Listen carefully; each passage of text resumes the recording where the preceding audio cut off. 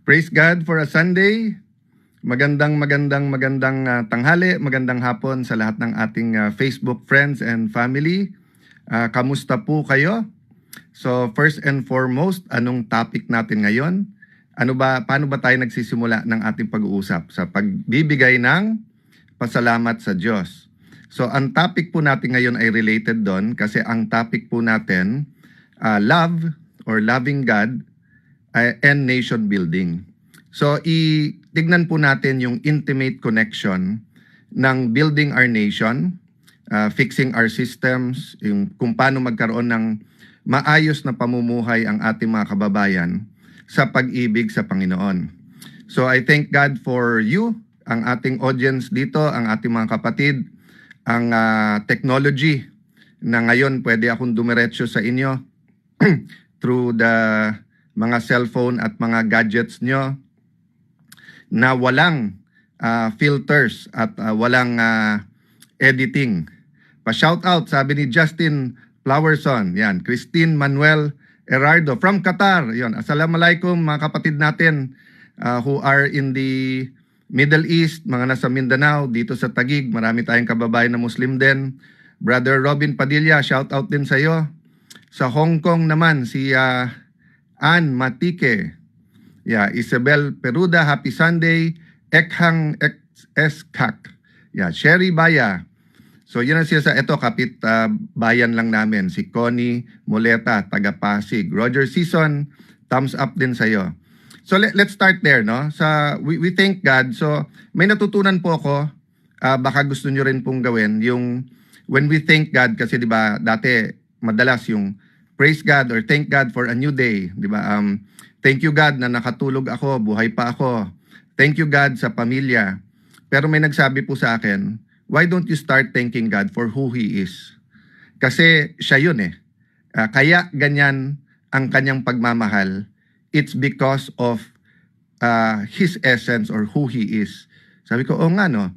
So madalas po, whether mga ka-close ko, definitely family, sinisimulan ko sa either praise God or thank you Lord for who you are. Then kasunod, so kung mami ko kausap ko, I thank God for my mom, or Kusilani, I thank God for my partner, my darling, my wife. No, shout out from Pampanga, Richie Dungka, Olive Dangayo from Ifugao, yan. Watching from Hawaii, si Bobby Bautista, Marietta Beldad from the United States of America. Parang nag-flicker yung Facebook natin, no? I hope maganda yung connection, minsan nakalagay slow. Elmi Katipay from Hong Kong. Ayan. Thank you, Merlin Kim. Camilo Bailon coming from Zamboanga del Norte. So mabuhay mga taga Mindanao. Maayong hapon sa kaninyong tanan. Ayan. So guys, sabi po sa Bible, love God above everything and everyone with all your heart, spirit, and mind. Tapos pangalawa, love others as you love yourself. Okay. So you have to love yourself, ha? Kasi ang hangganan mo ng pagmamahal sa iba ay hangganan lang ng pagmamahal mo sa sarili mo. Pero dapat Diyos ang mas mahal mo.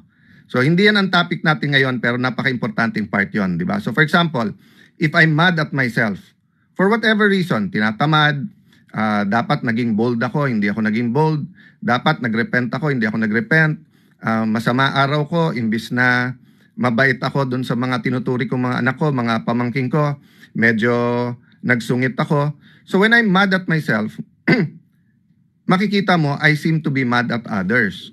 So that's why when you really don't love yourself, may hangganan din. So if I only love myself 75%, ang mangyayari nun, I can only love others 75%. Now, masama ba to love yourself 100%? No, basta't you love God much more than that, 1,000, 2,000, or to infinity. So anong kilalaman po nito sa loving your nation? Kasi sabi po ng Biblia, kung hindi mo mahal ang iyong kapwa, hindi mo rin mahal ang Diyos. At paano ba namumuhay ang iyong kapwa? Sa isang community or village, sa isang homeowners association, sa isang barangay, sa isang municipality or city, sa isang probinsya o region, sa isang bansa. So ang punto po ay meron pong nation building talaga eh. 'Di ba? So kung makikita niyo po sa Biblia, maraming pagkakataon ang sinasabi po ay ang nation. Yan. So Lailani Amatiaga from Parang, Maguindanao. God bless you. June Cañero, hello. Mesh TV. Ayan ulit ang Mesh TV. Joel Babatid watching from Sydney. Ayan. Tapos sabi ni Marietta Beltad, praying for you. Thank you po. Prayers are so important. Faith move mountains and prayers are effective. Okay, so idudugtong ko lang ha. So if you love your nation, you have to be updated. So tomorrow may SONA. Dun sa mga pro-Marcos, walang problema. Manood po tayo kasi pro-Marcos kayo. Dun sa anti-Marcos, manood pa rin po tayo. Bakit? Kasi siya po ang ating Pangulo. Isa lang ating Pangulo. State of the nation, ibig sabihin po, ano kalagayan ng ating bansa. Kailangan parati po may starting point tayo. Diba? So pag sinabi ko sa inyo na, kanina po sa isang chat group lang namin, pinost nila ni, hindi ko pa natatanong sa kanya sinong gumawa, pero napakagandang analysis tungkol sa Pax Silica. At ito po ay yung gagawin po sa Clark. At ito ano po, wala niyang sinabi kung pro or con, basta't nilagay niya lang lahat. So ang starting point is to know, and then knowledge, tapos wisdom and understanding. Or yung iba, knowledge, tapos understanding, wisdom. Ang point, hindi mo pwedeng sabihin mahal mo yung barangay pero wala kang alam sa barangay mo. Mahal mo homeowners association pero hindi mo alam sino kapitbahay, sinong pangulo noon, ano yung issues, di ba? Hindi mo pwedeng sabihin mahal mo yung alma mater mo pero hindi mo sinusundan yung nangyayari sa iyong school. So ganun din sa ating bayan. It is frustrating and it can get frustrating but we cannot give up. Alam nyo po pag kumakanta tayo ng Lupang Hinirang, yung ating national anthem, nakita nyo yung dulo? 'Di ba? Yung sinasabi natin na handa tayong mamatay para sa ating bansa. I've been reflecting on that kasi since May 11 when we took over, alam kong I could face aminin ko na sa inyo po, I think I said this na naman before but my friends knows this. Kasi nung kinonsult ko muna ang ilang taong close sa akin at kasama po ang dating Senate President Chis Escudero, I really told them that I know na pwedeng ang kasunod nito kaso, yung kuyog, expected yon kasi sa Senate naman, most of the time naman nagkakadebate kami pero may sanity, no? Ibig sabihin, hindi patayan yung objective o kulungan. But that's another matter. Ang point ko, I know kukuyugin, I expected kulungan na pwedeng umabot sa I expected kaso na pwedeng umabot sa kulong because nga may threat na at that time na ikulong si Senator Jinggoy, si Senator Joel at si Senator Chis. So sino naman kami ni Senator Marcoleta na para hindi isunod? 'Di ba? May kaso na rin against the Villars and then because napaka-idealistic at napaka-articulate ng anak ni Senator Loren Legarda, si Leandro. So I knew there are threats against everyone. Thank you, Dingle Marie. Mateo 6:33. Sige, puntahan ko mamaya. Okay. Seek first His kingdom and righteousness, and everything shall be added upon to us. That's always a good reminder na unahin natin ang righteousness at kingdom ng Panginoon at yung iba nating kailangan, kalayaan, pagkain, pangmatrikula ay mapupunta sa atin. So nung nangyari po yon, I expected na. Minsan lumalamig, minsan nag-heat up. Hindi ko po na-expect yung barilan nung May 13 dun po sa Senate. So nung nangyari yon, tapos nung nakita ko yung reaction ng gobyerno, lalo ng NBI na para bang wala lang, they had to do it, parang hindi Senado yon, I realized na assassination or aksidente, patayan na aksidente could be there, di ba? That's why pagka mas sane o nakapagkwentuhan na ako sa ibang mga senador na nasa majority, tinatanong ko rin sila, kung mga anak nyo nandun, kung asawa nyo nandun, ano mararamdaman ninyo? Nagpuputukan, nakakulong kayo sa nakita mo, mga media, kaibigan natin yung mga yan, kasama natin araw-araw, mga staff natin, nandyan. Yung mga police, marines, na-assign lang sa atin. No?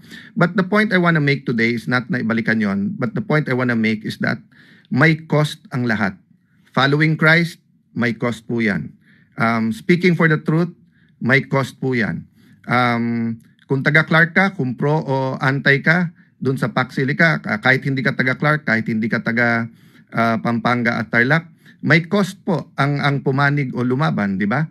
Siyempre, usually kapag ka criminal syndicate, pagkakampi ka, yung marami kang reward, pero yung cost nun is eventually crime does not pay. Ang problema, pag sa start, ikaw ang lumalaban, usually binabalik sa iyo yung investigasyon or inuusig ka rin because ayaw din nilang mabuko, no? I'm talking in general, wala akong tinutukoy na eksakto. We have to look at the general theory so that we can see how it's applied to our country. What's my point? May cost po. So, yung kasuhan ka, yung imbestigahan ka, yung unahin ka, yung wala ka sa radar, biglang ikaw na sa gitna, kasama sa cost yun. So, wag po nating kakantahin ang ating pambansang awitin o ang lupang hinirang at sabihin ng ang mamatay ng dahil sa iyo kung hindi tayo willing na magsakripisyo.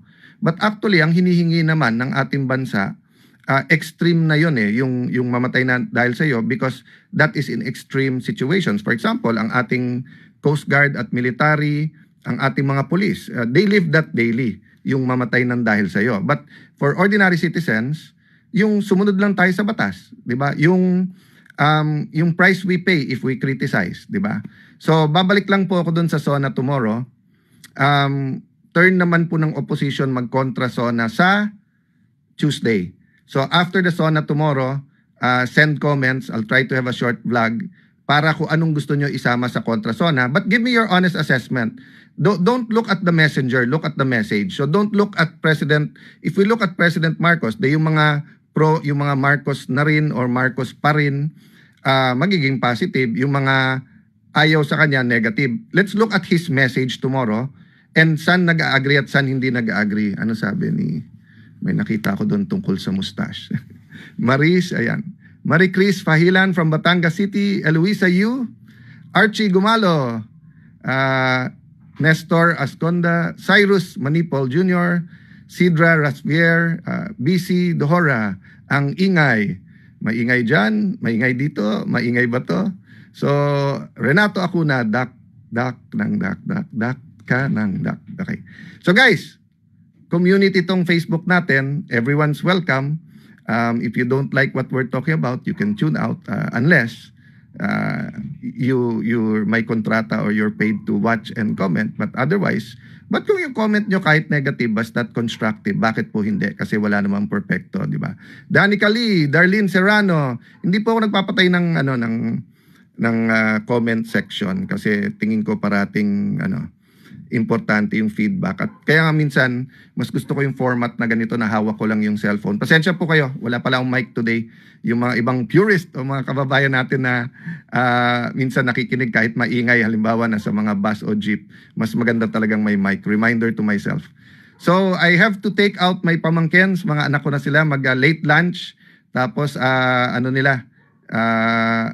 request nila SNR o Landers para yung mga snacks nila for the week, di ba? So hopefully makasunod sila ni June Prado. Maayong hapon, brother, watching from Las Piñas. Ayan po. Prayers po. Lynn Garcia, God bless you. Mingay.